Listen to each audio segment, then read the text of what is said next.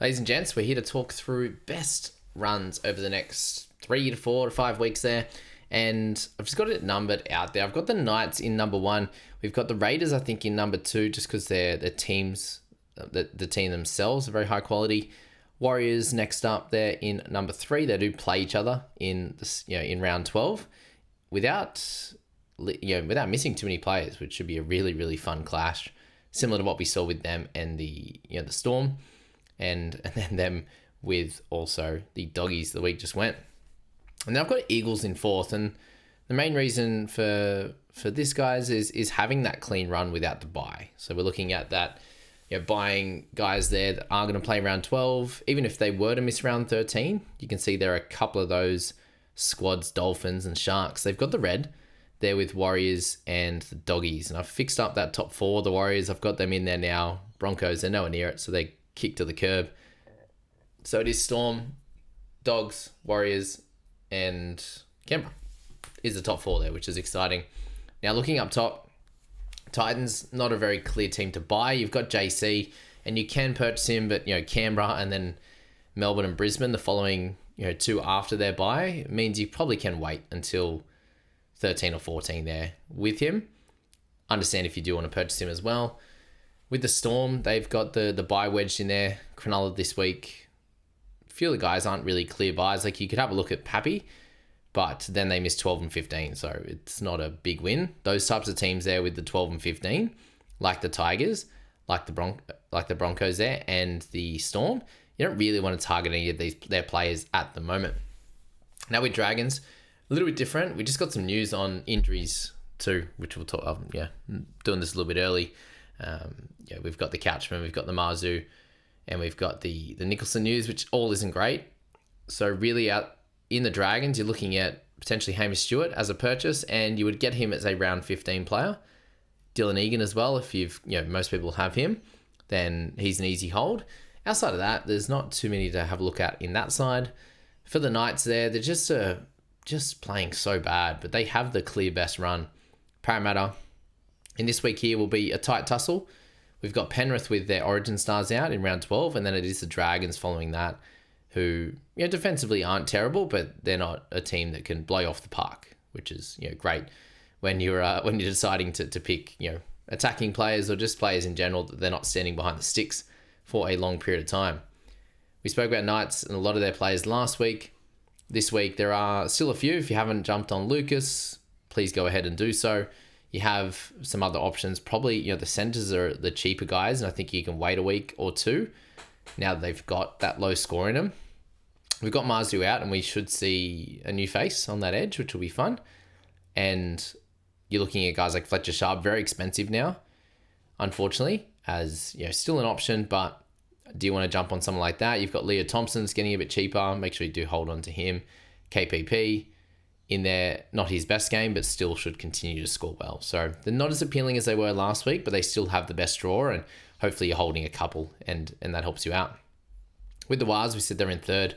They got Dolphins, Canberra, and the South over the next 3 weeks. And I moved South up out of the green, given hopefully Latrell Mitchell backs up. They've got Ewan Aiken back in his right position, Colin Matungi in the middle.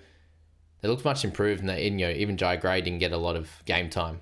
You got Humphreys out there. There's a few, and then by that point you'll have a few guys coming back in Walker and Whiten and the like there, which will be great. So that's where I've got them as a pretty solid little team to follow along with. You got guys like Barnett, Aaron Clark, all hitting their straps. Luke Metcalf has been awesome as well. So there's definitely a few options. It's good to see that they have a solid run, but the run does die down come around 15 when they miss 15 and 18.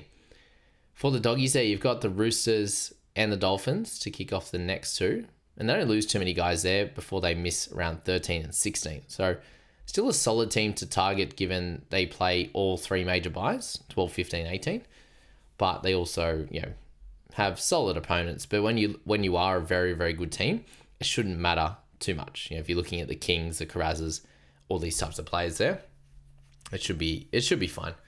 And someone asked as well who should play 13 now that Salmon is out. Likely to be Kurt Mann for some decent minutes, which will be fun, but it'll quickly die down, I imagine, back to normal when guys like Curran and Tupanua do return.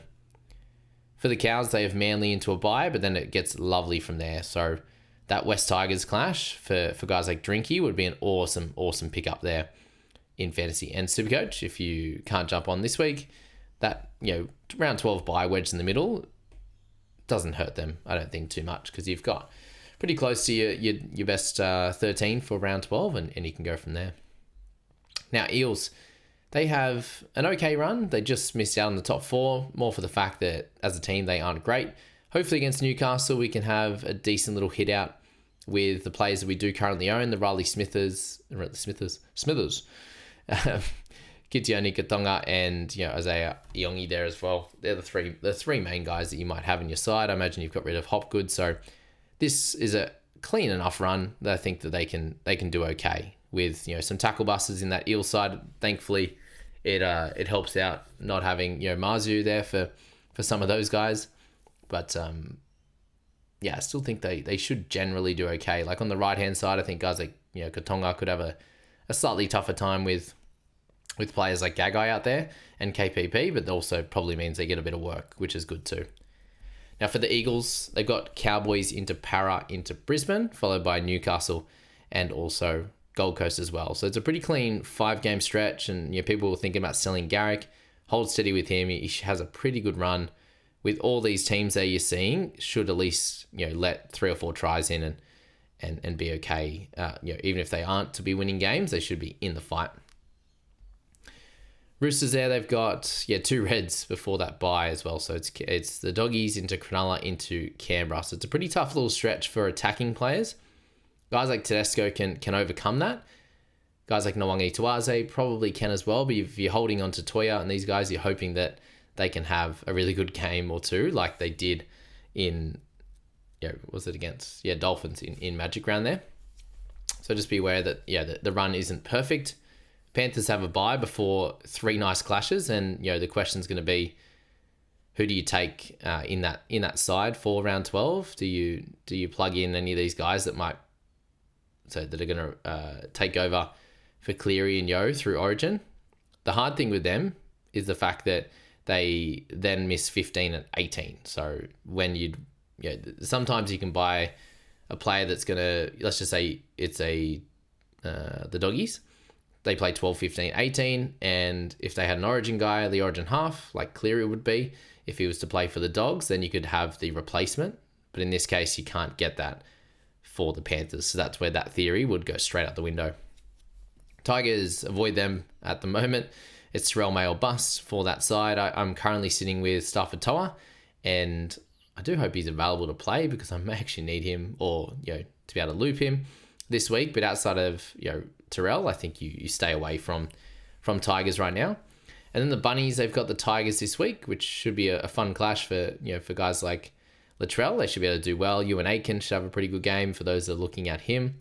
Into the bye, then it's the top 4. They play straight after that. So pretty tough out there.